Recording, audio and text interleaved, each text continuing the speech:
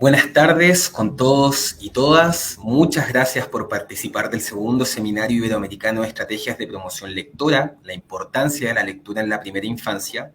Y hoy, gracias al esfuerzo de Girándula y la Organización de Estados Iberoamericanos, tenemos el honor de contar con Santiago Yubero, Jessica Rodríguez y Linda Arturo en nuestro conversatorio titulado El rol de la familia en el contacto con la oralidad y la lectura desde la gestación.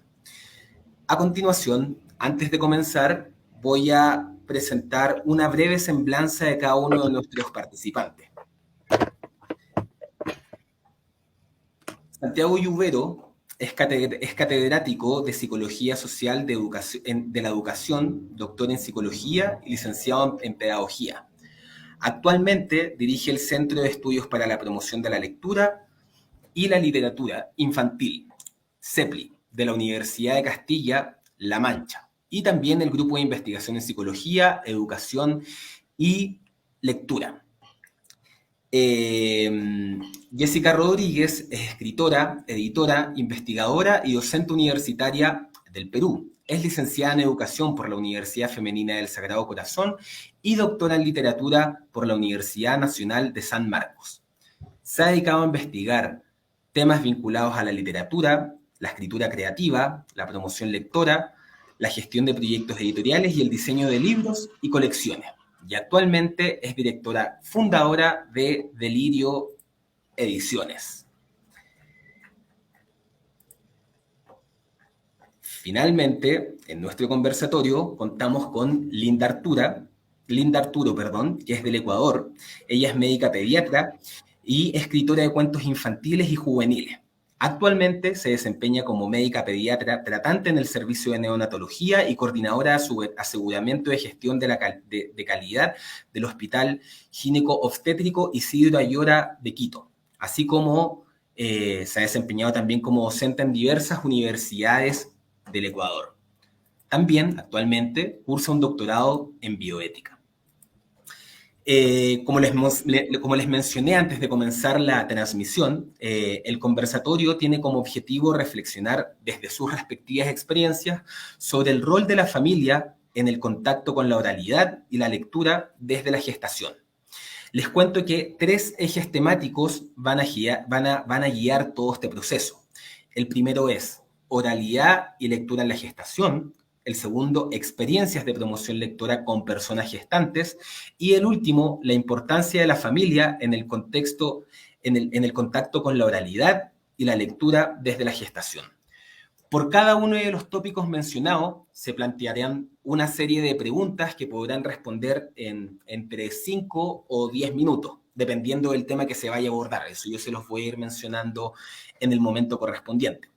Y luego de que concluya cada ronda de respuesta, se abrirá la posibilidad de que ustedes se puedan interpelar, que esperemos este sea el momento más fructífero de todo nuestro encuentro.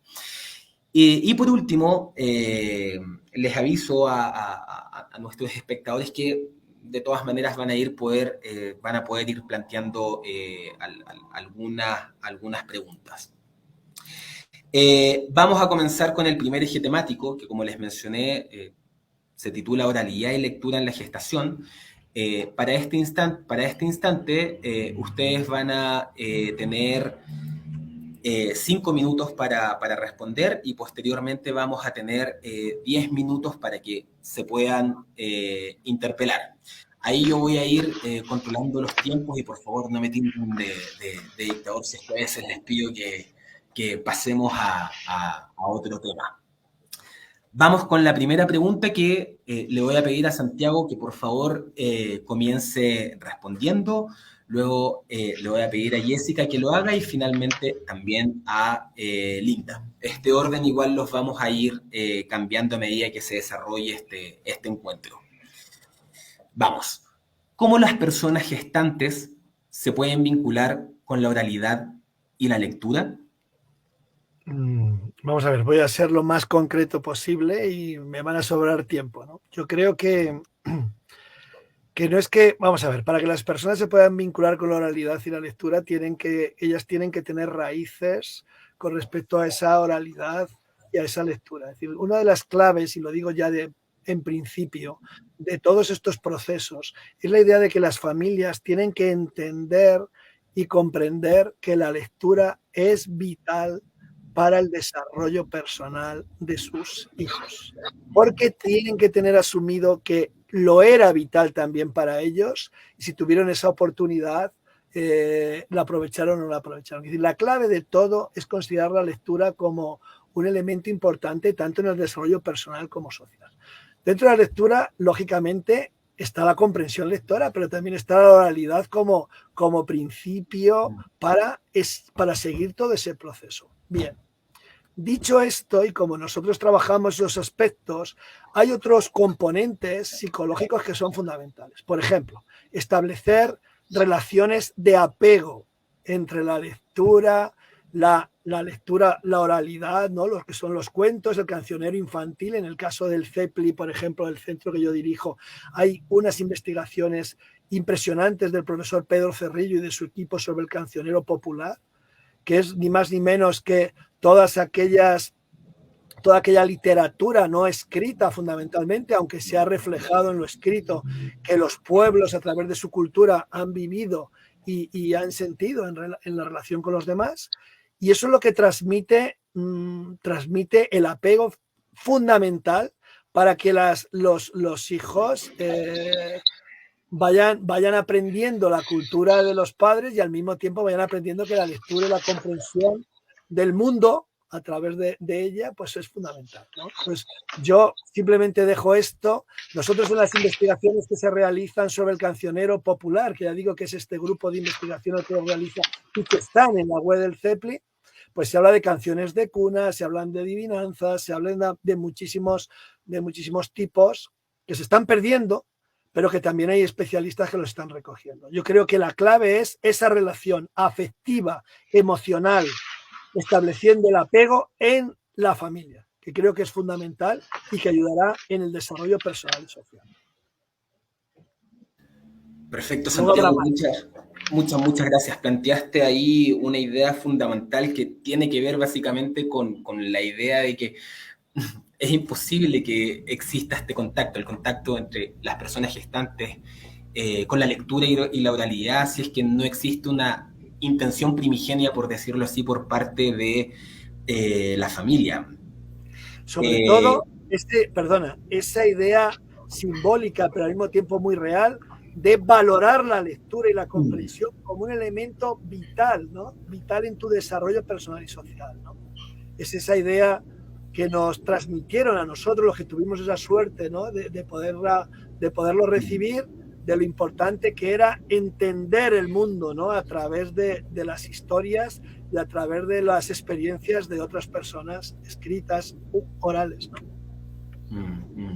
Perfecto, Santiago, muchas gracias. Y otra cosa importante que le voy a aclarar al público de inmediato y también a Santiago es que vamos a colgar el enlace del CEPLI en las redes de OI para que la gente igual pueda ingresar a todo el material que ahí existe, que es muy relevante para quienes nos dedicamos a la mediación lectora. Así que muchas gracias, Santiago, también por hacer referencia a la existencia de esa página.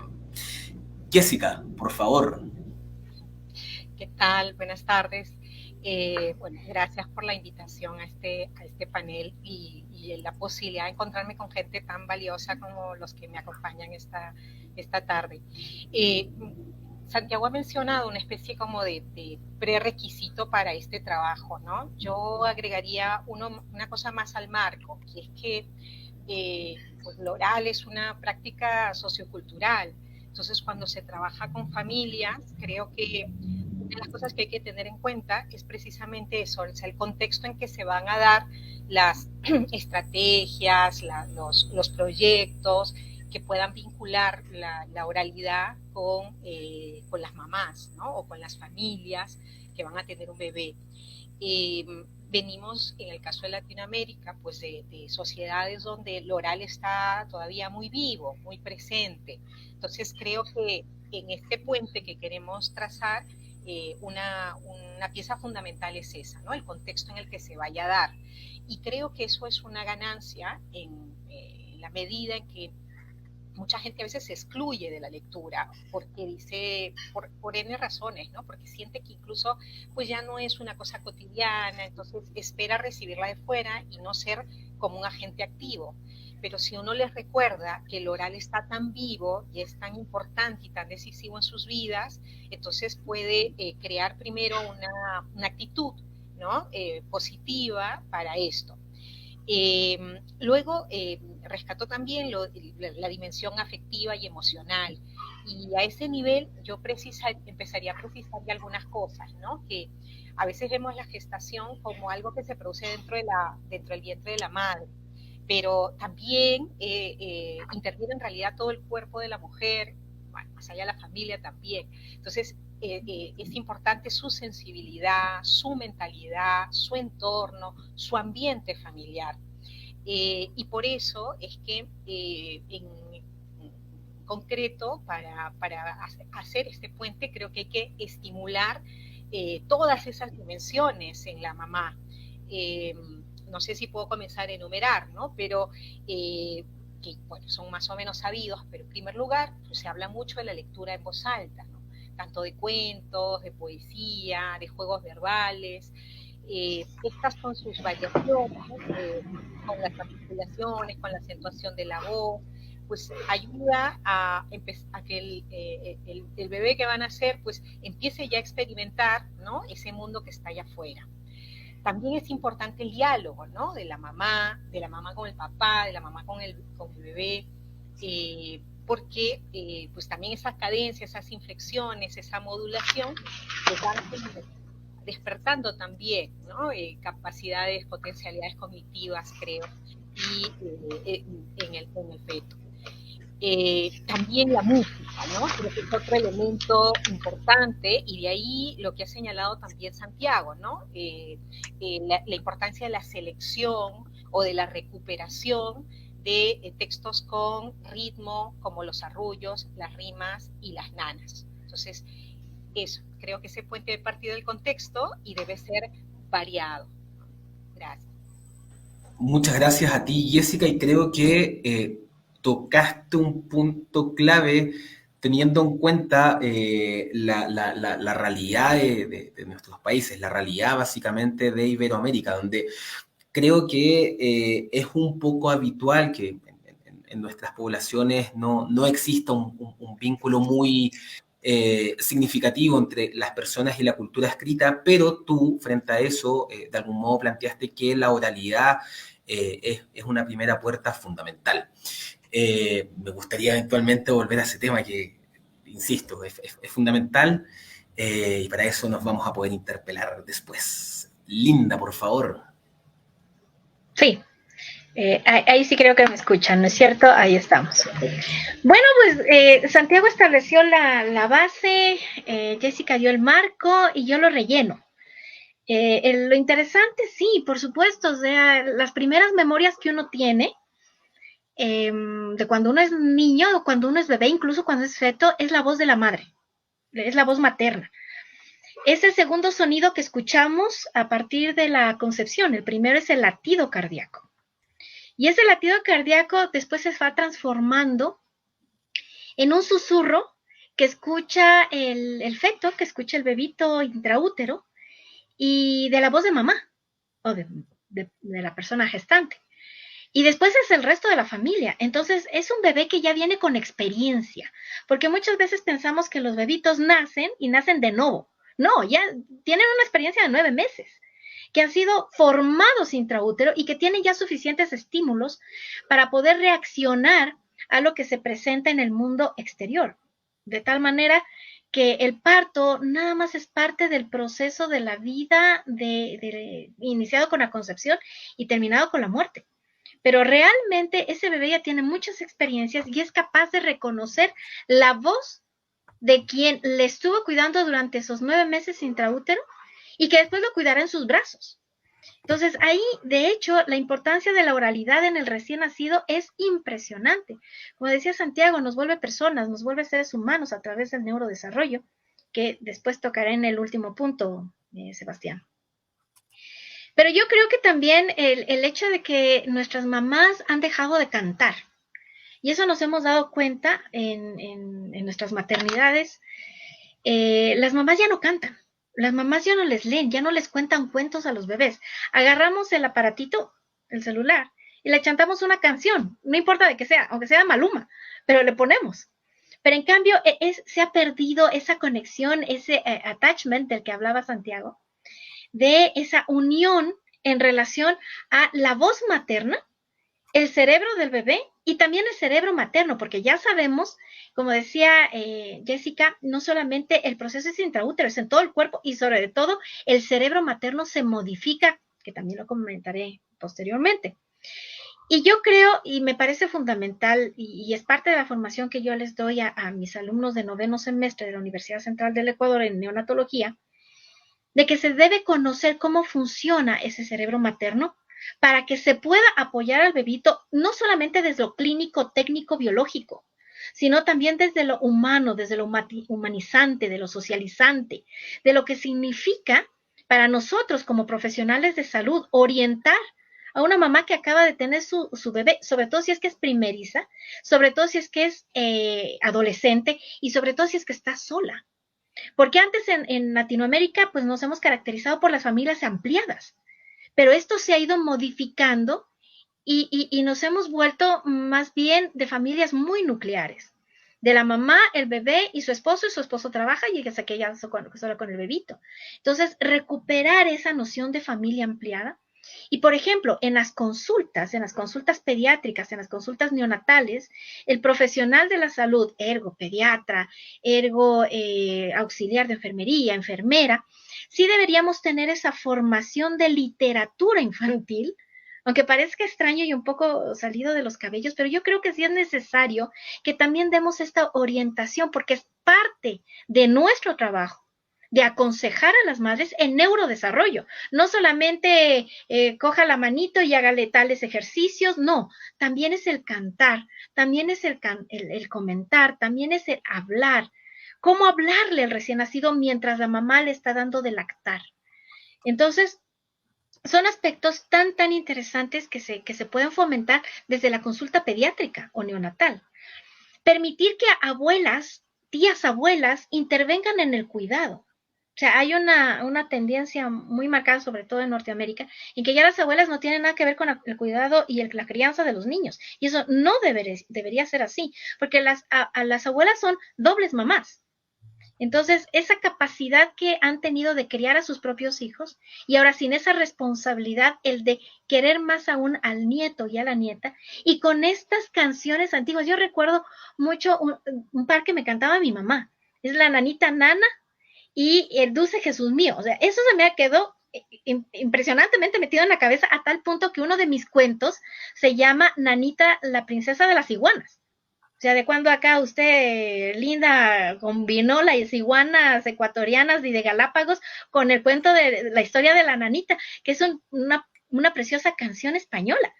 Entonces, esa posibilidad de crear nuevos mundos a través de las canciones, y me encanta, Santiago, que ustedes lo tengan. Yo me voy a enamorar de ese cancionero y lo voy a difundir, porque sí se necesita, hay muy poco sobre esto. Así que yo creería, resumiendo, es una responsabilidad por parte de nosotros, profesionales de la salud, que tenemos contacto con neonatos, incluso nuestros colegas ginecobstetras en las consultas, insinuar a las mamás que comiencen a cantarle a su bebé intraútero. El efecto Mozart ya sabemos que no existe. Lo que existe, sí, realmente es esa preparación del bebé desde el punto de vista biológico, pero también desde el punto de vista social intraútero. Y esa es una nueva conceptualización de lo que significa perineonatología. Y se incluye dentro de esta oralidad que implica la literatura infantil. Gracias, Sebastián. Muchas gracias a ti, Linda. Y voy a confesar aquí públicamente que me has permitido de algún modo abrir un espacio de reflexión que hasta el momento jamás se me había pasado por la cabeza, que tiene que ver básicamente con esta idea de que en los recién nacidos, en los neonatos, hay una experiencia previa que tiene que ver con la vida que ya tuvieron en el espacio intrauterino. Uno suele pensar que la vida comienza cuando los niños salen al mundo recién, pero no. Le preguntamos a la mamá, ¿y cuándo lo vas a tener, no? O sea, si ya está aquí, nada más tiene que nacer, nada más. Así es, así es, así es. Sí, no, yo creo que ese punto es clave y también deberíamos indagar un poco más al respecto. Bueno, y ahora vamos a entrar a la instancia de las interpelaciones. A mí me gustaría, en primera instancia, pedirle a Santiago, por favor, que de algún modo pueda explayarse un poco más con respecto al vínculo que existe entre la oralidad y la lectura en esta primera etapa, en estas primeras etapas de la vida, y que después se sienta en toda la libertad del universo para interpelar a alguna de las compañeras aquí de conversatorio. O si alguna de las compañeras acá del conversatorio también quiere interpelar a alguien, también, que lo haga con plena libertad, por favor. Santiago. A ver, yo estoy de acuerdo con mis compañeras de conversatorio, ¿cómo no lo voy a estar, no? Creo que sus exposiciones han sido fabulosas y complementarias, ¿no? Yo creo que eso es clave. Bueno, yo creo que cada uno de nosotros nos dedicamos al tema de la lectura, ¿no? Y el tema de la oralidad desde puntos de vista distintos, posiblemente. Y esto es lo más enriquecedor, ¿no? Pero aquí se han dicho cosas muy interesantes, ¿no? Sobre una base que es fundamental. Se ha hablado de contar y cantar, ¿no? Se ha hablado de leer en voz alta. Se ha hablado de leer antes de leer, ¿no? Se ha hablado de la poesía y la musicalidad. Y se ha hablado del amor y el cariño, claro, aunque nadie lo ha dicho. Quiero decir, vamos a ver. Es que en el crecimiento personal y social, en el personal, ¿no? Como seres humanos, es decir, que nos tenemos que humanizar y construirnos como tal. Y en el social, dentro de esas relaciones personales que tenemos que establecer. Nuestra familia es la base de todo. Lo que ocurre es que la familia no la elige uno. La familia está ahí. Y a veces uno tiene, voy a ser en esto crudo porque yo siempre lo soy, ¿no? A veces uno tiene mucha suerte y a veces no la tiene. Porque hemos hablado de contextos, hemos hablado de momentos, hemos hablado de tiempos. Es decir, es difícil la vida, lo sabemos, y ello conlleva que a lo mejor cuando uno nace no tiene suerte. Claro. Bien. Muchas veces los mismos padres, las mismas madres, yo siempre creo que las madres, ¿no? Yo siempre creo que la madre es fundamental. Y si ya el padre es algo, ya todo se convierte en mucho más, ¿no? Es decir, recuerdo esa frase que dice, ¿qué es una madre? Dice, una madre es como un padre, pero mucho mejor, ¿no? Decía, pues esto es muy interesante, ¿no? Bien, la idea de que precisamente ese vínculo de amor nace con la oralidad. Es decir, esa idea de construir un ser humano sociable, social, con calidez y calidad, nace de la oralidad, porque la oralidad la llevamos dentro, unos más que otros, ¿eh? Tengo que decir que en España se pierde la oralidad. Mi abuela cantaba, mi madre menos, y yo, porque me dedico a estas cosas, si no, canto muy poco, ¿no? La idea es que, pero sí que cuento en voz alta, sí que narro historias, sí que leo cuentos que no tienen letras, pero tienen historias. Y cuento y narro aquellas cosas que nos ocurren en la vida, ¿no?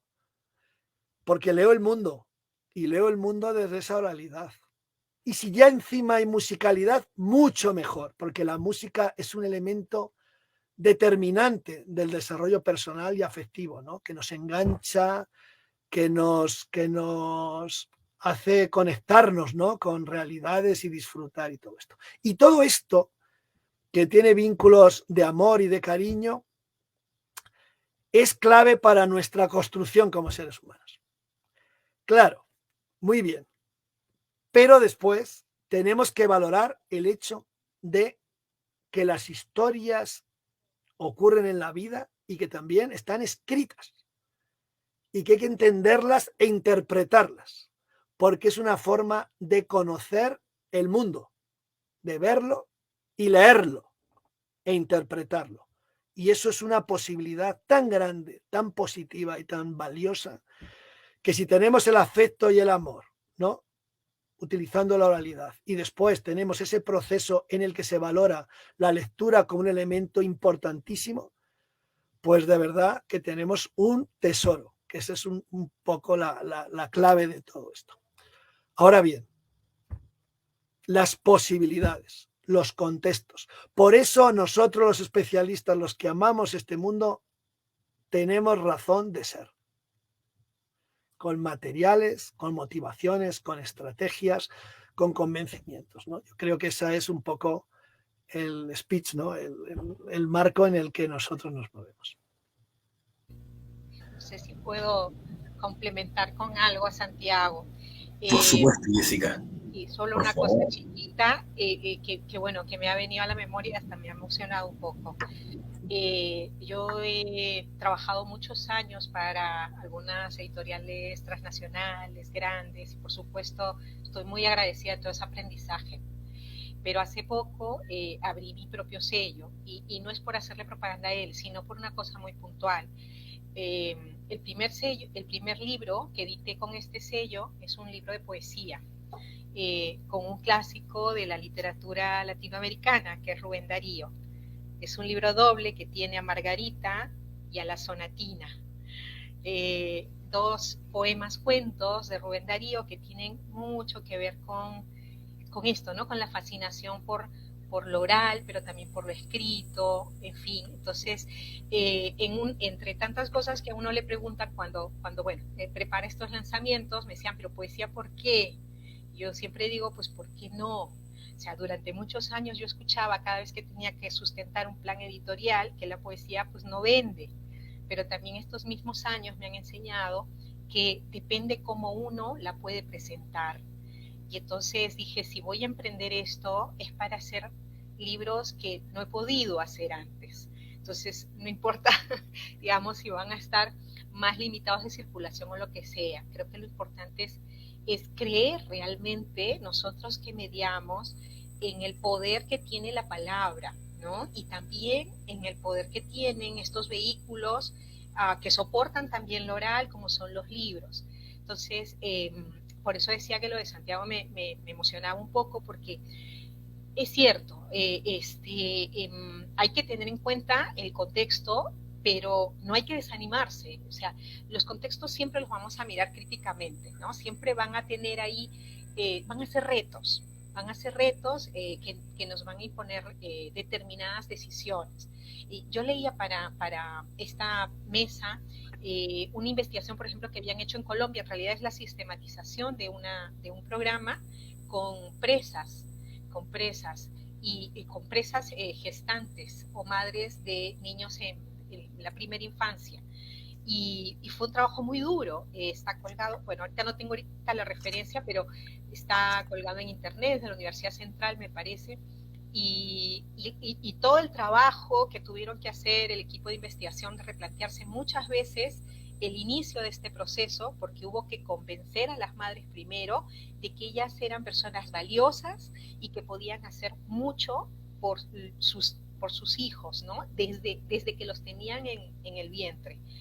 Ya decía Michel Petit que las madres son los agentes privilegiados, ¿no?, del desarrollo cultural, y nadie debe excluirse de ese proceso. Gracias. Jessica, muchas gracias por tus palabras. Para ir cerrando, Linda, ¿quieres comentar algo? ¿Quieres interpelar a alguien? ¿Destacar algunas ideas? Por favor. Sí, por supuesto. A ver, es que tengo muchas cosas en la cabeza y las intento organizar para justamente establecer la oralidad que mi mamá me enseñó. La cuestión es que tan interesante lo que dice Jessica sobre que la poesía no vende. Yo creo que la poesía no vende porque justamente hay ese paradigma, hay ese mito de que no hay que publicar poesía porque nadie la entiende. Es más bien al revés, hay que publicar más poesía porque la literatura, sobre todo la infantil, y yo me atrevería ya a llamarle de otra manera, literatura del neonato y del lactante, porque la infantil lleva hasta los 5, 7 años, pero en cambio el neonato, el recién nacido, el más chiquitico de los 6 meses, el lactante, es otro mundo diferente. Y desde lo clínico hay que tratarlo diferente, desde lo emocional también. ¿Y por qué la literatura tiene que también excluir a este grupo tan valioso, donde se fundamenta toda la personalidad, como dice Santiago? Y los bebés no entienden las palabras, pero entienden el ritmo. Entonces, el ritmo de una poesía me parece que es justo la edad para un neonato. Y nada más, si es que me permiten, yo escribía hace muchos años, hace como 10 años, un poema justamente para la Liga Mundial de la Lactancia, que nos pedían una colaboración y que se hizo con un collage muy bonito. Y ustedes que son los expertos, los literatos, yo nada más, como decíamos en off, nada más soy aficionada al asunto, pero me encanta. Y se los comparto así en 30 segundos. Se llama Abrázame. Abrázame porque tengo frío y quiero recordar el abrigo de tu vientre. Abrázame porque tengo hambre y quiero saber a qué sabe la gloria. Abrázame porque tengo sueño y quiero sentir otra vez la paz y quietud.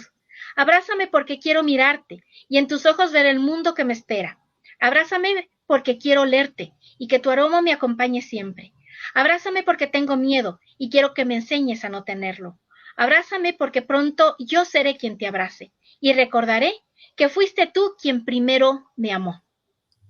Entonces, un bebé no lo va a entender, pero el ritmo sí, y la mamá va a tener esa sensación de que es ella la que está abrazando a su niño y le está contando estas palabras. Así que Jessica sigue publicando poemas. ¡Qué maravilla! Sí, yo quiero decir una cosa, Jessica, que tiene que ver también con esto. El CEPLI tiene un premio de poesía infantil desde hace 20 años. Sí. Y la editorial SM y otras editoriales siempre quisieron editar esos libros. Los editaba el CEPLI. Es decir, en esta contradicción, ¿no?, que planteamos de la poesía no vende, CEPLI lleva 20 años, tiene 21 libros de poesía infantil con sus premios, editados desde hace 10 así por la editorial SM, pero con ofertas de editoriales para decir, ¿cómo que no vende? Claro, lo único que hay que saber es transmitir esto. Claro, transmitir. Claro. Muchas gracias, Santiago. Muchas gracias, Linda, también. Bueno, ya que de algún modo hemos sentado algunas bases con respecto al vínculo que existe entre las personas gestantes con la oralidad y la lectura, y la potencialidad que existe para afianzar dichos vínculos simplemente bajo la idea de que los neonatos ya tienen una experiencia previa, les voy a pedir que por favor nos den cuenta sobre algunas experiencias de promoción lectora con este grupo etario. Y en este sentido les voy a básicamente hacer dos preguntas para las cuales van a tener aproximadamente 10 minutos para responder, que son las siguientes. La primera no es una pregunta, es básicamente una petición. Les voy a pedir, por favor, que nos hablen, nos cuenten sobre alguna experiencia implementando estrategias para vincular a los neonatos con la oralidad y la lectura. Y la otra pregunta tiene que ver con, en este contexto, cómo ustedes lograron involucrar a las familias en este proceso. Aquí le voy a pedir a Jessica, por favor, que comience. Bueno, muchas gracias. Cuando me invitaron a participar, yo le comentaba a Leonor Bravo, a quien le edité algunos libros acá en Perú, le decía, pero yo no soy especialista. O sea, siempre me ha gustado porque mi madre era profesora de inicial, y yo soy docente de formación, pero sentía que no conocía. Sin embargo, yo he seguido muy de cerca siempre las labores de la Casa de la Literatura Peruana, que es en mi país un modelo, digamos, de organización cultural que trabaja muchísimo. No sé si ustedes han tenido la oportunidad de venir a Lima y conocer el trabajo que hace la casa, es realmente impresionante. Y la casa tiene una experiencia que me gustaría compartir con ustedes. Esta experiencia se llama Bebetecas y desde el nombre pues se liga mucho o resuena mucho con el trabajo que hace en Colombia Yolanda Reyes. Sin embargo, justo que hablábamos de contexto, ¿no? Ha tenido sus propias particularidades, ¿no? en nuestra realidad. Este programa ya pasa los 5 años de funcionamiento y desde el 2017 incluso ha comenzado a hacer algunas publicaciones. Como su nombre lo indica, en realidad aparentemente no trabajaba con las mamás todavía gestantes, sino ya con las que habían tenido sus bebés. Pero todo fue empujando a que parte de este programa también atienda a las mamás embarazadas. Ellos dicen que brindan, que el programa lo que hace es atender a las familias que pueden estar embarazadas o que ya tienen a sus bebés, y hace un programa como de inmersión en prácticas y orientaciones que les van a ayudar a descubrir primero lecturas que ellos también pueden usar luego con sus niños, pero también de sensibilización hacia ellos mismos. Creo que el punto de partida de este programa es la idea de que no puede haber mediador que brinde, digamos, lecturas en voz alta, narraciones o en fin, o prodigue lo que no ha recibido. Entonces, se hace todo un trabajo, por ejemplo, con la estrategia de la biografía lectora, para sensibilizar, para ver de dónde vienen, para ver qué cosas hay que compensar o complementar. Pero luego ya se internan en el trabajo mismo de la experimentación y privilegian la técnica oral. Entonces, trabajan específicamente con algo que hemos mencionado mucho ahora, que son las canciones. Ellos dicen, ¿no?, que brindan canciones para acunar la memoria, poesías y rimas para cantar en voz baja o susurrando, para calmar, para llamar al sueño, para jugar y consentir, para despertar y acariciar. Y como parte de ese trabajo, llevan ya publicados 3 cancioneros que se pueden descargar gratuitamente siempre de la página de la Casa de la Literatura. Este es el primero, el segundo y el tercero, que se acaba de presentar hace menos de un mes. Como verán, no son publicaciones, digamos, muy extensas, son publicaciones sencillas, engrapadas, que se brindan gratuitamente a los que participan del programa, pero que también se pueden descargar. Pero si comparamos, ahí me sale un poquito lo de la crítica literaria, ¿no?, del primer cancionero al tercero, vamos a encontrar, yo diría que una especie de ampliación, de flexibilización o de diversificación del repertorio.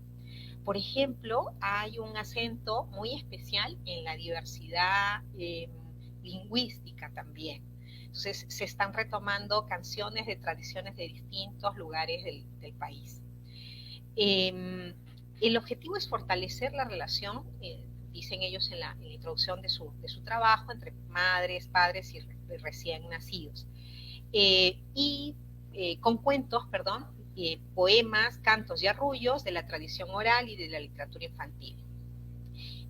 Este programa ha tenido mucho éxito y ha empezado a replicarse en la maternidad de Lima.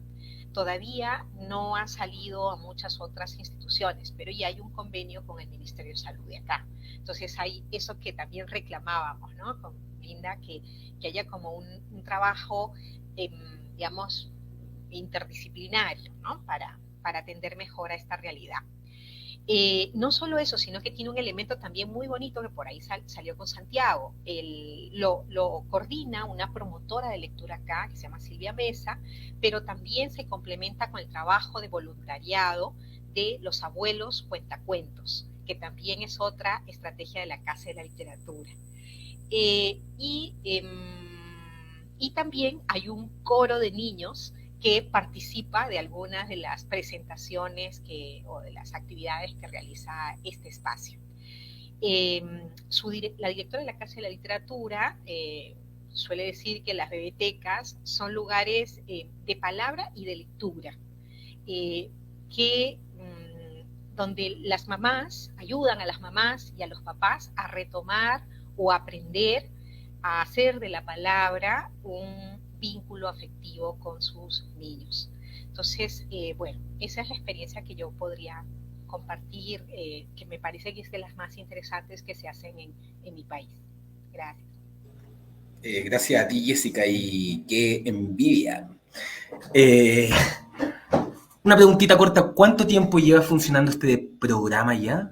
Desde el 2016, me parece. 2016. Sí, 2016 ya como estrategia permanente, es decir, cada mes se realiza por lo menos 2 encuentros y exclusivamente con padres de familia, pero a lo largo del mes hay a veces otras intervenciones donde se complementan las 3 estrategias: abuelos cuentacuentos, el coro de niños y el programa de bibliotecas. Muchas gracias, Jessica. Ya casi 7 años en funcionamiento. Muchísimo, qué increíble. Yo creo que ya de algún modo van a poder ver los frutos de todo este proceso pronto. Ya van a cumplir casi 10 años. Linda, por favor, cuéntanos alguna experiencia. Ahí está. A veces la computadora no se deja, no ayuda. De hecho, sí, hay un trabajo que hicimos muy bonito antes de pandemia, justo un año antes de pandemia, más o menos, con Leonardo Bravo, con gente de la Universidad Católica, de la Pontificia Universidad Católica de Literatura. Y insisto, gracias al apoyo de Girándola a través de Leonor, que se comprometieron mucho con nosotros para crear un programa en el cual venían jóvenes de estudiantes de literatura de la Católica y gente de Girándola, a la cabeza Leonor, para leerles cuentos de diferentes autores, de diferentes modelos, a nuestras mamás, a las mamás de consulta externa. Las mamás que ya venían con sus bebitos más grandecitos de 2 meses, de 3 meses, que fueron prematuros, que tuvieron problemas de salud, que pasaron mucho tiempo con nosotros y se rompió ese attachment del que hemos tanto hablado. Y justamente ahí nos dimos cuenta que las mamás no cuentan, que las mamás no cantan. Entonces los jóvenes estudiantes comenzaban a contarles las historias y era todo un barullo ahí en consulta externa, en la sala de espera en consulta externa, que venían de otros lados también a escuchar lo que se contaba, ¿no? Los cuentacuentos de estos jóvenes. Y fue muy interesante la experiencia, porque no solamente intervinieron como actores las mamás, intervinieron los estudiantes. O sea, un contacto directo ya con no solamente la academia, sino con la realidad del mundo. Para nuestro personal de salud, que a la par que estaba trabajando, médicos, enfermeras, daban tiempito nada más de salir de sus consultorios, escuchar lo que se contaba. Y también para la gente con Leonor, con Girándola, o sea, era un beneficio mutuo muy bonito, muy interesante, pero lamentablemente cuando ya estábamos ya con todos los motores prendidos y que estaba todo bien organizado, el programa en nuestra maternidad, pues cayó la pandemia. Y tuvimos que suspender absolutamente todo, pero lo pensamos hacer nuevamente, veamos cómo van los tiempos, veamos cómo van las amistades y veamos cómo va el mundo, y si Dios lo permite lo volveremos a retomar. Ese es por un lado. Por otro lado, existe un plan nacional, ese es un programa nacional que se llama El Trato por el Buen Trato, ¿ya? Es un programa que está orientado para mejorar la atención a los diferentes usuarios y usuarias de nuestros hospitales públicos. Entonces, entre las múltiples cosas que propone que cada hospital debe cumplir obligatoriamente, aquí no es si es que queremos o no queremos, o sea, es viscerazo porque lo tenemos que hacer, está justamente un ambiente de biblioteca. Es biblioteca tanto para el personal de salud como para los usuarios. En nuestro caso, pues retomamos la idea, retomamos la que se planteó desde Girándula con Leonard en nuestro programa inicial y lo han continuado en ya pequeños grupos, más pequeñitos, en hospitalización, sobre todo de mamás adolescentes, atención al usuario y comunicación. Entonces, van por momentitos, les leen los cuentos a las mamás, les prestan los cuentos, permiten que los ojeen, que los lean a sus bebitos. Entonces, es un programa de bibliotecas también muy interesante que se tiene aquí. Hay programas de bibliotecas más grandes aquí en el Ecuador y en Quito, en los hospitales, por ejemplo, en el Hospital Baco Ortiz tienen una ludoteca muy bonita, un plan de lectura muy bonito, incluso porque el Hospital de Niños Baco Ortiz es para niños más grandes, ¿no? Ya es para niños hasta 16 años. Incluso se cursa escolaridad, tienen profesores y maestros que vienen del Ministerio de Educación para que no pierdan sus tareas y sus trabajos. Y por supuesto que se combina con la literatura, con la lectura. Entonces, desde ese punto de vista, pues no estamos tan abandonados como parecería y como que se creería que nada más las maternidades es para ir a dar a luz y para el de contar. No, sí tenemos estos programas muy bonitos, muy interesantes y de mucha solidaridad. Porque todos estos programas, si bien es cierto, los tenemos que implementar, pero no tenemos el presupuesto necesario, por ejemplo, para comprar libros, etcétera. Pero en cambio pedimos la solidaridad de los colegas, médicos, enfermeras, todo el personal, y nos donan un librito. Solamente pedimos que nos donen un libro, que nos donen un folleto, que nos donen algo para la lectura de mamás. Y hemos tenido muy buena acogida, realmente. Sí, esa es nuestra experiencia. Muchas gracias, Linda. Te quería hacer una pequeña preguntita en relación al segundo proyecto. ¿Quiénes lo impulsan? Nosotros mismos, dentro del personal. Sí, nosotros. Ahorita ya es por parte del Ministerio de Salud que cada unidad operativa tiene que organizarse. O sea, ya es una disposición. Y de hecho tenemos una matriz que debemos llenar y con checklist a ver si cumplió o no cumplió. Entonces, nos toca porque nos toca, pero es muy, muy bonito, ¿no? No lo hacemos por obligación, lo hacemos también con gusto. Genial, genial. Entonces los funcionarios finalmente han logrado involucrarse en este proceso. Sí, sí. Fundamental para que algo funcione. Gracias, Linda, nuevamente. Santiago. Ahí estás con el micrófono apagado. A ver. ¿Sigue apagado? Ahora sí. Muy bien. Bueno, que en España hay múltiples experiencias, ¿no?, sobre estos temas. Lo que ocurre es que yo voy a hablar del centro, ¿no? Del centro claro, de nuestro centro, ¿no? Nosotros, más que hacer experiencias, lo que nos preocupa es la difusión del conocimiento, es decir, aportar materiales a las personas. Entonces, en este sentido, nosotros tenemos una guía de lectura, una guía de selección de lecturas que se titula Leer en Familia, ¿no? Esa guía es recomendando libros desde 0 a 3 años, es decir, para leer antes de leer, para primeros lectores, etc. Es totalmente gratuita y aporta álbumes que funcionan, ¿no? En este sentido, también construimos una guía muy curiosa, que era la guía, he recordado lo de antes, ¿no?, del coste de los libros, se llamaba Lecturas Low Cost, ¿no? Eran libros muy baratos, de calidad, que se podrían adquirir para utilizar en las familias, ¿no?, estas cuestiones. Y además, sí que nosotros hemos tenido cursos de formación en lectura a las familias, ¿no?, donde ahí lo que trabajábamos era con narradores orales. Claro, la idea es que las familias aprendieran a contar cuentos, ¿no?, a contar, a narrar. Es decir, nosotros tenemos la participación de Félix Salvo, que es un narrador extraordinario, ¿no?, y de otros cuentacuentos que enseñaban o mostraban a las madres la posibilidad de narrar, pues con determinadas estrategias también cuando uno a veces no tiene esas habilidades para contar, ¿no? El cancionero, a nosotros nos interesa mucho el cancionero, ya lo digo, hay una línea de investigación del profesor Pedro Cerrillo sobre el cancionero popular muy, muy, muy rica, y en este sentido esto es determinante porque el cancionero está dentro de nosotros, ¿no?, de nuestras raíces, y no hace falta aprenderlo porque ya lo aprendimos, ¿no? Podemos aprender a narrar, podemos ser unos buenos narradores orales, podemos ser unos buenos cuentacuentos, ¿no?, que es la palabra pero desde luego el cancionero lo tenemos dentro con la música, con el ritmo y con nuestras propias raíces. Es decir, por una parte, materiales para aportar a las familias y por otra parte, formación, ¿no?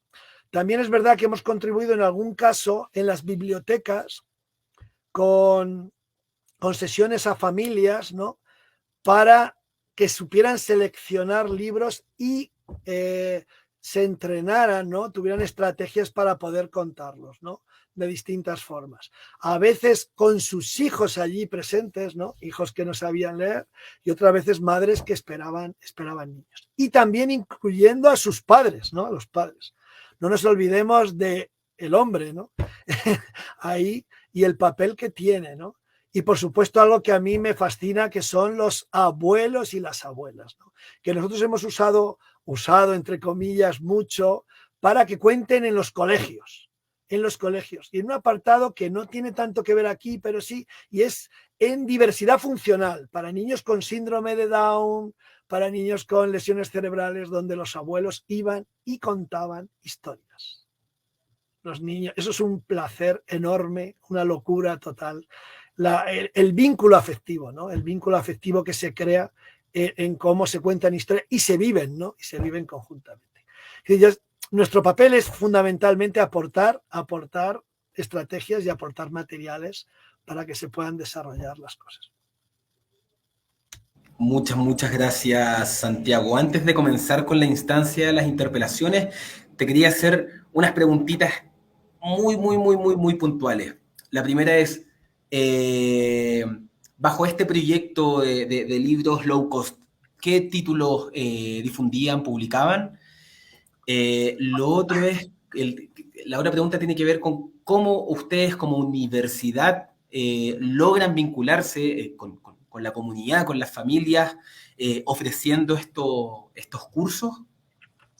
Bueno, vamos a ver, hay dos cosas importantes. Por un lado, ya he comentado aquí que nosotros básicamente, aunque somos una universidad, las universidades tienen esa formación académica. El centro es multidisciplinar. Por lo tanto, hay un montón de sensibilidades ahí. También hay maestras, hay bibliotecarias, hay todo tipo de personas. También hay catedráticos de filología y literatura, que estos son los peores, ¿no? No, lo digo en broma. Tengo algunos amigos maravillosos ahí. Pero la idea es que nosotros tratamos de investigar, ¿no? Investigamos los hábitos lectores, investigamos el cancionero, investigamos... ¿qué voy a decir yo? Pues investigamos los valores en la lectura, ¿no? Tenemos un trabajo maravilloso, no viene a cuento, ¿no? Pero son los valores en los que aparecía Roald Dahl, ¿no? Con esa historia famosa de ahora, de los valores, está todo esto estudiado. Tenemos un maravilloso interactivo que está colgado y que sobre el secreto del lobo. Es decir, el secreto del lobo es un lobo vegetariano que tiene que ver con aquello de Wojtyła, había una vez un lobito bueno al que maltrataban, en un libro maravilloso que cantan canciones populares y que está ahí colgado gratuitamente, con la idea de que las cosas no siempre son lo que parecen, ¿no? Fijaros qué concepto tan bonito, ¿no? Entonces, unimos la idea de investigación con proyectos, pues, por ejemplo, con la Fundación Botín sobre inteligencia emocional, con la Fundación de Ayuda contra las Drogas, incluso en prevención, o con el Instituto de la Mujer para el género dentro de la identidad, ¿no? La masculinidad tóxica, en fin, muchísimas cosas que no voy a contar, con los materiales que se ofrecen a las personas, ¿no? El estudio del cancionero, ¿no? Incluso... sobre los libros que fueron negados, ¿no? Que fueron la censura, ¿no? Hicimos un trabajo extraordinario sobre la censura de la literatura infantil y juvenil en el mundo latinoamericano, cuando se dan las dictaduras, ¿no? Y también en Europa, ¿no? Es decir, que todos estos trabajos al final tienen una transferencia de conocimiento en general gratuita con estas cuestiones. Y luego está la aplicación a los lugares. Claro, hay maestras y maestros que trabajan con nosotros, ¿no? Y que aplican la poesía infantil y que aplican las guías de lectura sobre distintos aspectos.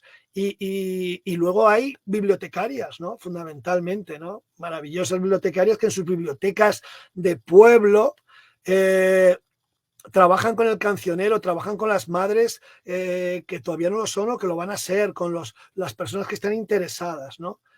nosotros ofrecemos todos esos recursos. A veces, claro, evidentemente tenemos medios, muchas veces, ¿no? Y si no los buscamos en proyectos, para aportárselos y difundir esta idea, ¿no? De la lectura como conocimiento del mundo y desarrollo personal y social. Gracias, Santiago. ¿Alguna de ustedes, chicas, quiere interpelar a alguien? Jessica, Linda. Jessica, porque si no podemos proceder aquí a la parte del cierre, para que también se puedan interpelar, porque este va a ser el momento en el que básicamente ustedes van a poder de algún modo dar cuenta de cuál es la importancia bajo la perspectiva de ustedes, cuál es la importancia de que existan iniciativas, de que se generen vínculos entre la cultura escrita y la oralidad, desde la gestación, con neonatos. Entonces, la idea es que consideremos todo lo que hemos indicado, o sea, que consideremos nuestras experiencias, las experiencias que ustedes han referido, y también aquellas ideas que plantearon en la primera instancia de este conversatorio con respecto a los vínculos que existen entre la oralidad y la lectura. La pregunta vendría a ser la siguiente, y van a tener 5 minutos ahí para responder. ¿Dónde radica la importancia de promover la lectura desde la gestación, involucrando a la familia? Y aquí, Linda, te voy a pedir a ti, por favor, que comiences. Listo. Sí, ya lo dijo Santiago, pero sí, yo sí quiero profundizar un poquito más. Es el hecho de la humanización. La familia es la sociedad chiquita que nos permite después convivir con la sociedad grande, con la enorme, la descarnada, la que a veces no nos quiere, la que intenta hundirnos, esa sociedad caótica que está fuera del hogar y que es la sociedad pequeña, la hogareña, la que nos debe preparar para un mundo tan violento como en el que estamos viviendo actualmente. Y de hecho, esa capacidad materna de transformarse, de mamá naturaleza, ¿no? Mamá naturaleza es sabia, transforma el cuerpo de la madre, pero también transforma su cerebro en el momento de la concepción. Y lo importante es saber cómo se transforma, porque de lo contrario, si no tenemos ese conocimiento básico, que es más o menos con la poesía, ¿no? Que no se entiende, que a veces no comprendemos mucho nuestros términos médicos, fisiológicos, neuroanatómicos, pero yo creo que sí se lo puede difundir a nivel de toda la población porque son muy simples, si es que se los explica simplemente, ¿no? El hecho de que en el cerebro materno se desarrollen en forma impresionante, a expensas de la muerte de otras millones de neuronas, cierto grupo que son las neuronas espejo.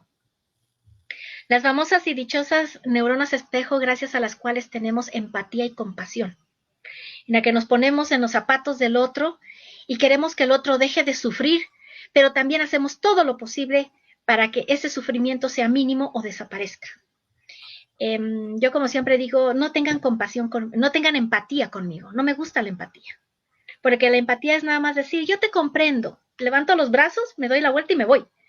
Mientras que la compasión es, a ver, ¿en qué te puedo colaborar? ¿En qué te puedo ayudar? Te doy mi mano, te doy mi consejo, te doy todo lo que soy para que puedas dejar de sufrir. Y eso es gracias a estas neuronas espejo, que resulta que en el embarazo tienen un crecimiento impresionante, tienen una actividad maravillosa, insisto, a expensas de otras neuronas que mueren. Esto se llama poda neuronal.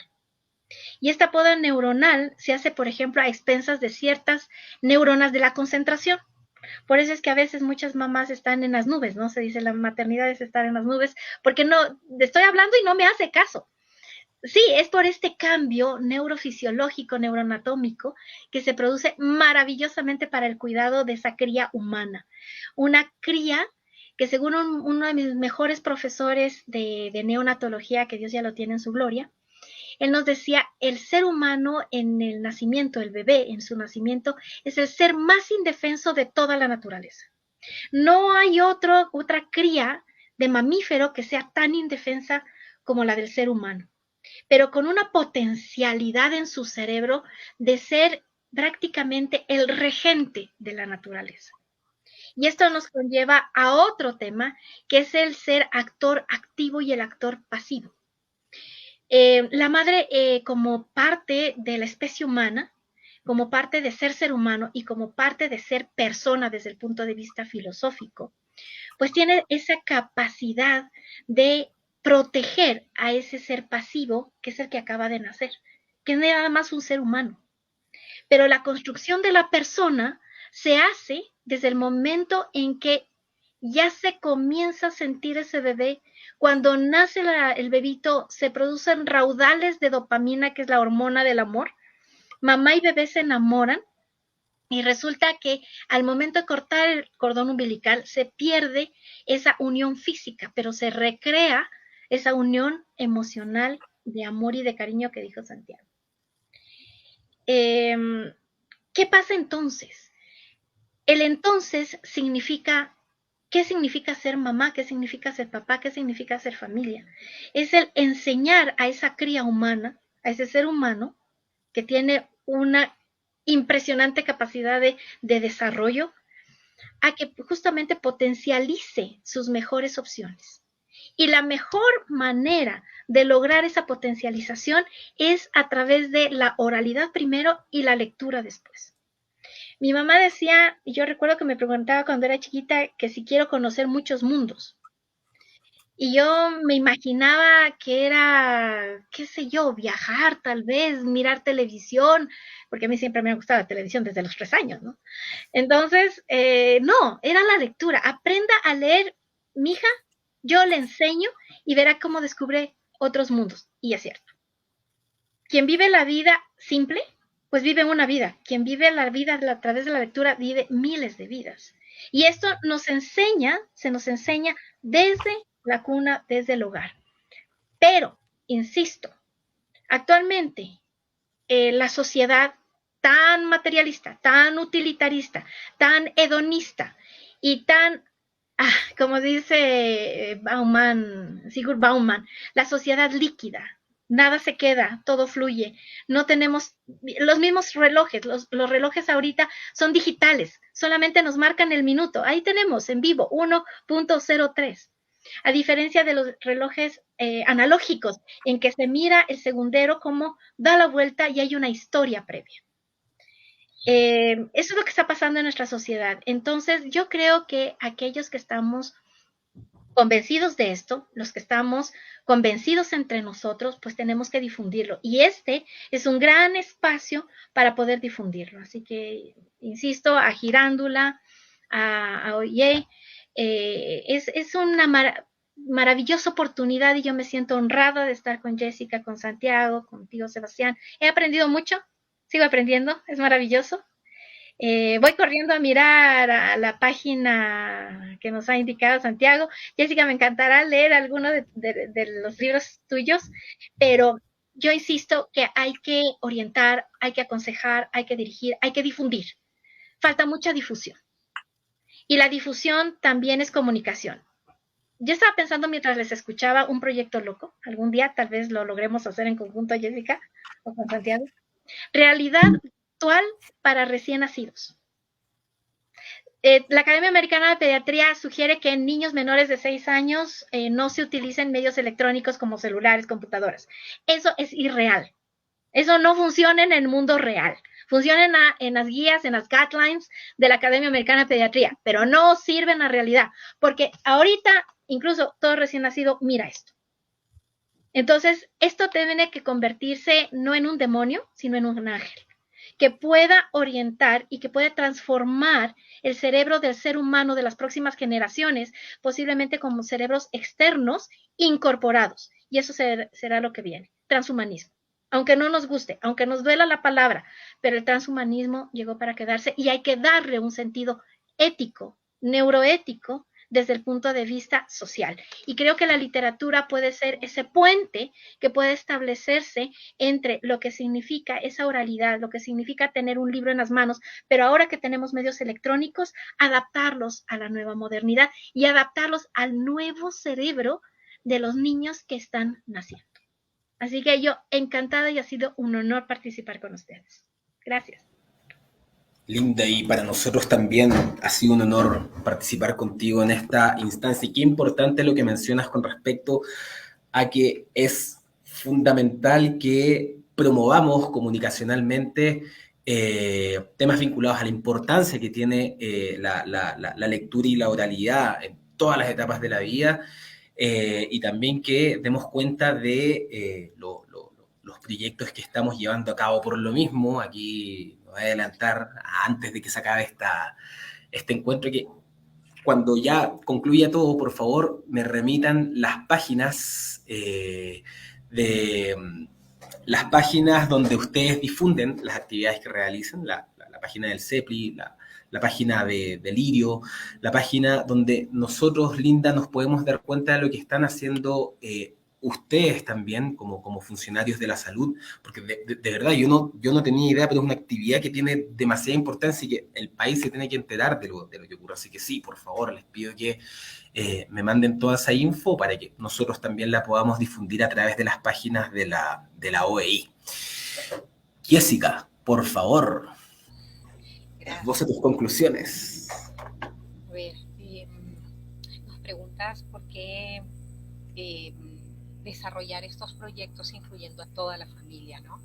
Creo que la primera respuesta que me viene a la cabeza es que la mayor parte de los programas de promoción de la lectura se centran mucho en el niño ya. Entonces creo que esa es la primera razón. O sea, nos hemos como olvidado o descartado un poco a la familia.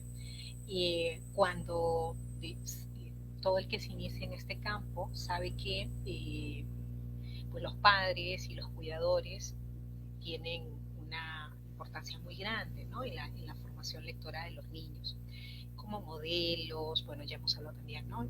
La gestación, el cuidado del mismo, la estimulación, no solo del sentido del oído, sino de todos los sentidos, etcétera. Entonces, creo que por eso es tan importante el tema en general, ¿no? De este seminario, porque hay un previo, hay un contexto, hay una familia, siempre hay unas raíces en el trabajo de lectura.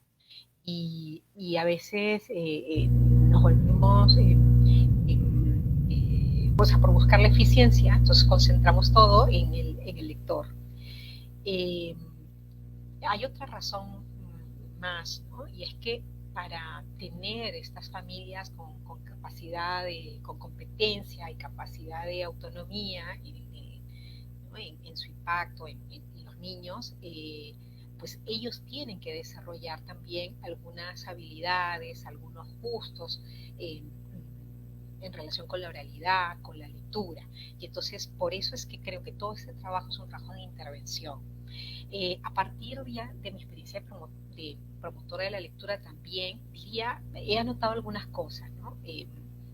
Por ejemplo, si bien hemos hablado mucho de la importancia de la literatura, porque bueno, es de por sí un elemento amable, ¿no? Para formar lectores, no hay que descartar tampoco los textos informativos y en general el conocimiento sobre estos temas. O sea, uno tiene que explicarle a las mamás y al papá cómo funciona estos cambios, como decía mi compañera, en su cuerpo, en su organismo, cuando está embarazada, pero también cómo funciona el cerebro de un niño cuando aprende.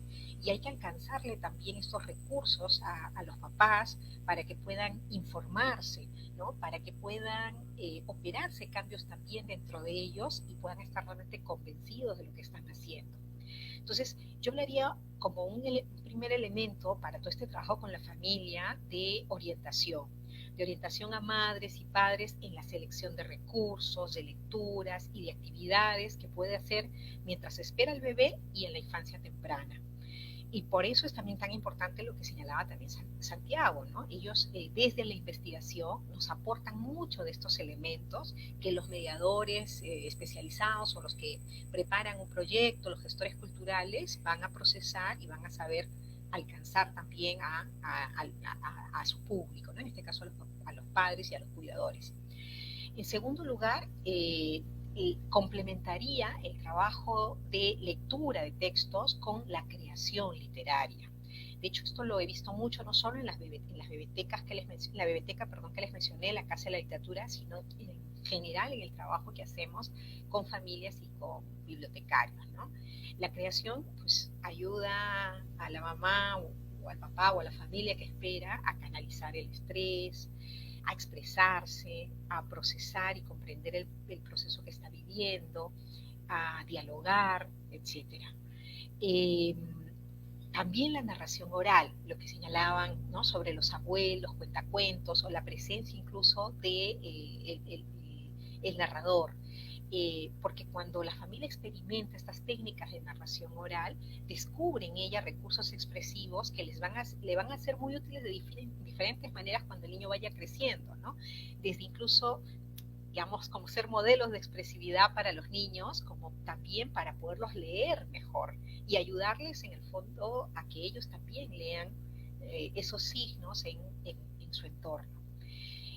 Creo también importante crear espacios para que puedan compartir experiencias. Puede ser la tertulia, puede ser simplemente espacios de socialización, pero las familias gestantes tienen muchas preguntas, y para que sean activos y no se limiten a hacer lo que les dice, por ejemplo, el ginecólogo que los asiste, necesitan descubrir, digamos, qué más hacen otros, ¿no? Y eso es muy bonito.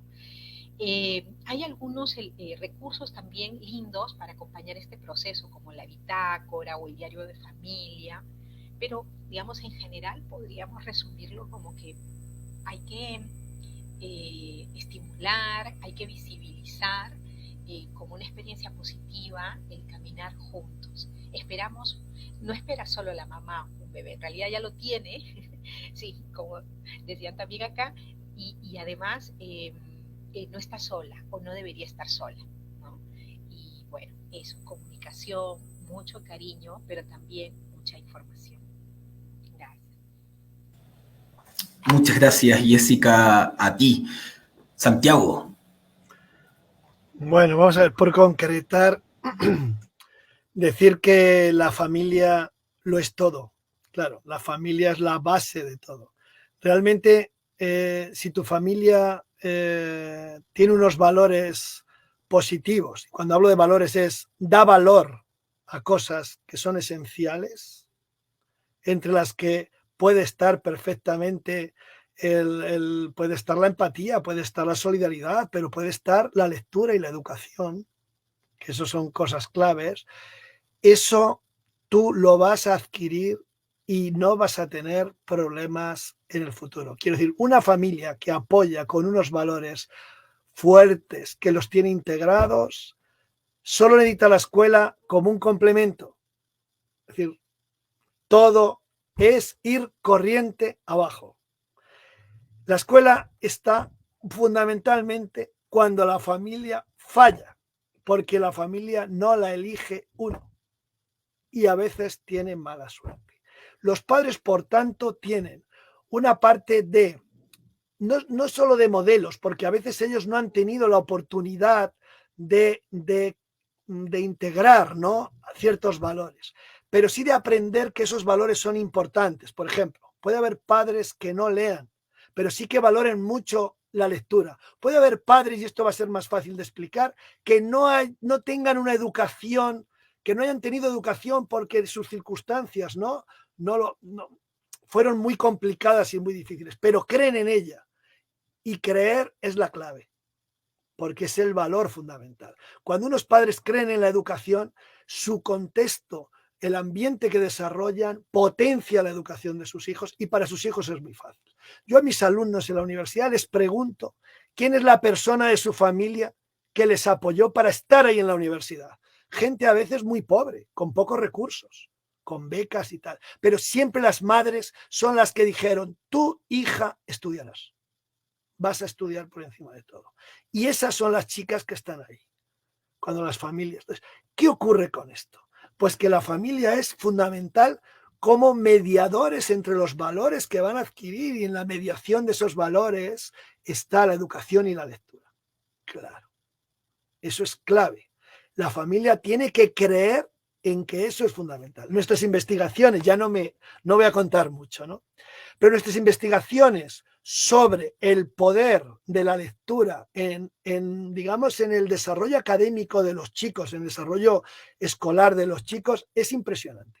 Es decir, los chicos que tienen hábito lector, estoy hablando de chicos de 7, 8 años, hábito lectores que leen con frecuencia en situaciones de ocio, comprenden mucho mejor, porque esa es la clave de tener hábito lector, comprender, y no tienen problemas en matemáticas a la hora de resolver determinadas cuestiones, en la sistematización de los deberes, etcétera, etcétera. Es decir, se puede ser exitoso en el aprendizaje sin leer, pero leyendo lo vas a ser, porque vas a comprender.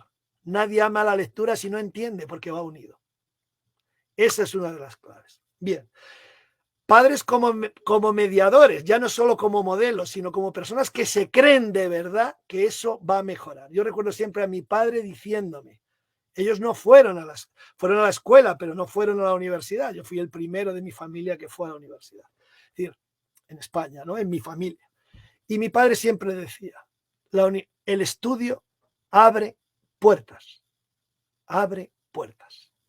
No sabemos cuáles. Pero en vez de tener una entreabierta, posiblemente tengas 2 entreabiertas o 3. Y tú tendrás luego que abrirla del todo, buscarte la vida, igual la lectura, ¿no? Eso es fundamental. Eso por una parte. Y por otra parte es el vínculo afectivo. Claro, la familia está ahí para dar protección. Claro, claro. Cantarle a los niños, contarles historias, tocarlos, hacer mimo, eso es afecto, eso es querer a las personas. Y ese vínculo afectivo es tan potente que crea apego, y el apego crea protección. Y nadie sin protección puede tomar iniciativas, porque estamos asustados cuando no tenemos protección. No podemos saltar si no tenemos una red, y menos cuando somos niños. Ya sabemos que saltamos muchas veces sin red y ya sabemos lo que pasa, ¿no? Pero cuando somos niños tenemos que tener una red, y esa red es el afecto, el apego. Y eso también va unido a la lectura. La lectura, las canciones, todo lo que hemos hablado aquí, lo habéis hablado fenomenal, Jessica, Linda y tú, Sebastián, es clave para eso, ¿no? Afecto. Pero por otra parte está creer de verdad que leer, coger hábito lector, tener hábito lector es comprender. Y si alguien fracasa en matemáticas es porque no entiende realmente lo que le están preguntando. Es la base de todos los procesos educativos. Bien. ¿Se puede tener éxito sin leer? Habría que definir el éxito. Sí, pues sin leer me refiero sin tener hábito lector, sin amar la lectura literaria, ¿no? Puedes leer información, puedes comprender y tal. Pero es seguro que con una buena educación, con un buen hábito lector, ¿no? Con un gusto por la lectura, tú comprendes y tendrás un desarrollo exitoso académicamente. Y esto los padres, los profesores, las escuelas, los países lo tienen que tener como meta, ¿no? Fundamental. Claro, yo hablaba, claro, aquí podríamos hablar de los cuentos tradicionales, ¿no? ¡Bah! ¡Qué maravilla!, ¿no? Claro, ahora están muy polémicos por el tema de la interpretación de los contextos, pero los cuentos tradicionales lo que dan es esperanza. Esperanza.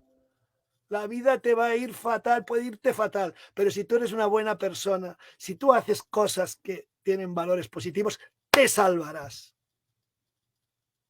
¿Y qué más que esperanza para vivir? Es como el comer.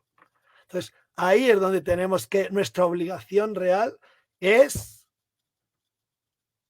convencer a todos y pelear, porque esto es un don, claro, un don y que es una maravilla, es un regalo, ¿no? Entonces, por lo tanto, en eso estamos. Esta es nuestra nuestra vida, ¿no? Así que nada. Bueno, encantado de estar con ustedes. Ha sido maravilloso y encantado, un honor, ¿no? Para Eloy y Girándula y todos nosotros.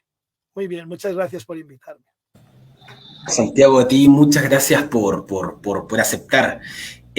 Bueno, nos quedan unos 10 minutos. Ustedes tienen la posibilidad, por supuesto, de interpelarse o también, si gustan, de cerrar brevemente algunas ideas, antes de que yo concluya resaltando las ideas principales que nacen básicamente, creo, de un consenso bastante consciente entre ustedes, los participantes, las participantes. Así que, por favor, Jessica, Linda, Santiago, ¿quieren decir algo? ¿Decirle algo a alguien? A ver, comienzo yo. Claro, es difícil discrepar, más bien acá creo que lo que ha pasado es que estamos aprendiendo, ¿no? También quiero rescatar muchas cosas y contar una cosa, digamos, familiar, pero quiero rescatar la pasión de Santiago, ¿no? Que creo que es la misma pasión también que vemos en Linda, y creo que los que estamos en este espacio también somos privilegiados, ¿no? Porque desde el lugar que nos toca podemos ver y formar también o trabajar con gente que puede ayudar a transformar las cosas. Santiago mencionaba a su familia y yo no puedo dejar de recordar a mi abuela. Yo vengo de una familia muy grande, mi abuela tuvo 12 hijos, es de la Sierra del Perú y solo estudió primaria. Se casó muy temprano, pero ella decía que en realidad no quería casarse, pero bueno, se dieron las circunstancias y se casó. Ella lo que quería era ser maestra, y entonces viene a cuento por esto. El orgullo de mi abuela frente a sus hermanas era que ella le había enseñado a leer a casi todos sus nietos. No pudo con los últimos porque ya le falló la vista, pero en general trató de enseñarnos a leer a todos. Y lo cuento no porque sea mi abuela, sino por lo que representa como figura. Es decir, ella es el referente más, o el primer referente que tengo yo, de alguien que apreciaba la educación, porque no se trataba ni siquiera de leer necesariamente un cuento, era leer aunque sea el periódico, pero leer, ¿no? O sea, ella vivía convencida de que leer nos iba a ayudar a ser un poco dueños de lo que quisiéramos ser, no como ella, que parecía que no había otra salida, ella tenía que formar familia, ¿no? En cambio nosotros podíamos tener una profesión o dedicarnos a lo que nosotros eligiéramos. Es más, yo aprendí a leer porque mientras mi abuela le enseñaba a leer a mis primos más grandes, y no era una abuela que hacía tortas, ni postres, ni nada. Entonces ella era muy práctica, lo que hacía era que nos daba una moneda cuando leíamos bien. Entonces yo me esforzaba y al comienzo o durante mucho tiempo creí que lo hacía por esa moneda, pero cuando comencé a escribir y bueno, en esas preguntas que siempre te hacen, ¿no? ¿Y por qué escribe usted? Yo decía, yo escribo porque descubrí desde muy chica que la persona más importante de mi vida, para la persona más importante de mi vida, no había nada más importante que eso. Mi abuela no lo tenía, por supuesto, ni muy reflexionado ni nada, pero creo que sabía que esto era como un trampolín, era algo que siempre nos iba a lanzar mucho más allá, no se sabía dónde. Y entonces creo que para las familias de nuestros países, porque al final de cuentas en estas cosas no hay tanta diferencia, si nosotros tenemos a alguien que nos puede enseñar esa ruta y enseñar esa pasión, pues ya tenemos bastante del camino ganado. Eso era lo que quería compartir con ustedes. Muchas gracias, Jessica, por contarnos tu experiencia. Linda, ¿quieres cerrar con algo? Sí, absolutamente, siguiendo a tono de Jessica. Yo creo que también es muy importante, ¿no? Que como profesionales actualmente, pues no perdamos esas raíces que nos dieron la oportunidad de florecer y de ser lo que somos y lo que queremos ser.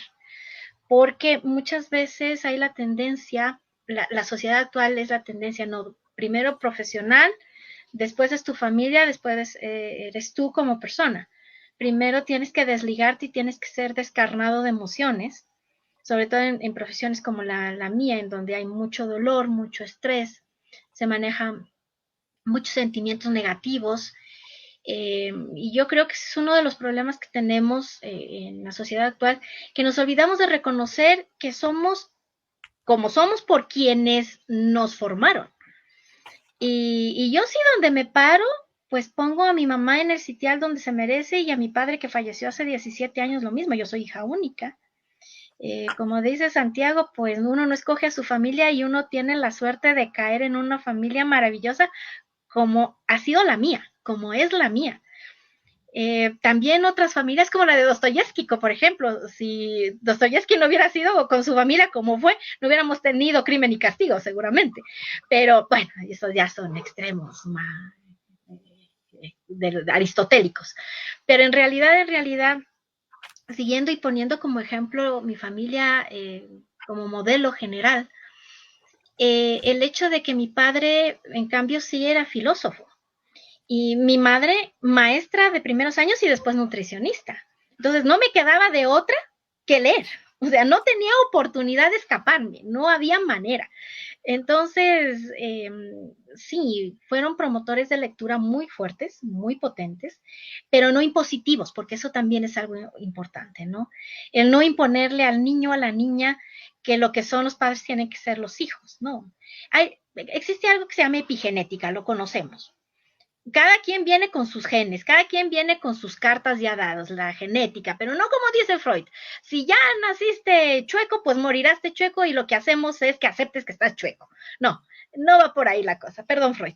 Sino que más bien el modelo más de Maslow, más rogeriano, más moderno, en el cual, muy bien, tienes tus cartas, tal vez no son completas, tal vez alguna esté rota, tal vez alguna esté doblada, tal vez se te las repitan. Pero tienes otra posibilidad, esa epigenética que modifica el ADN, que modifica cromosomas, solamente con el hecho de las experiencias. Entonces, tan interesante lo que cuenta Jessica de su familia y tan interesante lo que cuenta Santiago de ese afecto y amor que se traduce en actos tan cariñosos como leer en cualquier momento. Yo recuerdo que mi papá, mientras mi mamá cocinaba al estilo nutricionista, mi mamá me leía cuentos como de Julio Verne. Y yo creo que de ahí me viene mucho la afición de ciencia ficción. Ahora, desde Julio Verne hasta ahora, pasando por Asimov y terminando con Netflix. Entonces, la evolución de la ciencia ficción es parte de lo que ya somos también. Y yo creo que ese gusto comenzó desde que mi papá me leía todos los cuentos de Julio Verne. Y poco a poco, y con esto termino, el hecho de cómo mira un libro a lo largo de los años cuando uno lo vuelve a releer. Porque una cosa es leerlo cuando uno era un niño, cuando yo era niña, que me lo leían, cuando era adolescente, cuando estaba estudiando la carrera de medicina y cuando lo leo ahora con mi mamá. Mi mamá tiene 90 años. Ella me leía antes, ahora yo le leo a ella. Bendito sea Dios, está en su plenitud y hacemos muchas cosas juntas. Ella no puede caminar, pero en cambio su parte cognitiva está perfecta. Así que cuando yo no podía caminar, cuando era niña, cuando era chiquita, ella me leía, ahora le leo yo. Entonces el mundo se transforma de esta manera y vamos coercionando el ciclo de vida de cada persona. Y por eso es tan importante el inicio, tan importante la concepción, la gestación, el parto, lo que viene después y lo que viene al final.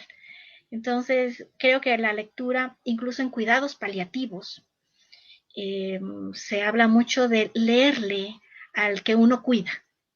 Porque cuando uno lee en voz alta, también se compone por dentro. El cuidador, ¿quién cuida y cuidador? Hablamos mucho, ¿no? El cuidador que lee a su ser amado, que está en la final de su vida, también comprende consigo mismo de que la finitud del ser humano va más allá con la trascendencia de la que hablaba Viktor Frankl en la persona. Y no importa si el familiar tiene 3 horas de vida o tiene 95 años. Entonces, yo creo que la lectura nos aconseja, pero también nos ampara de un mundo muy complicado que está. Y yo creo que lo que Santiago decía, la lectura nos da esperanza, sí, y nos da modelos, modelos a seguir. Diferenciar lo bueno de lo malo, las fábulas.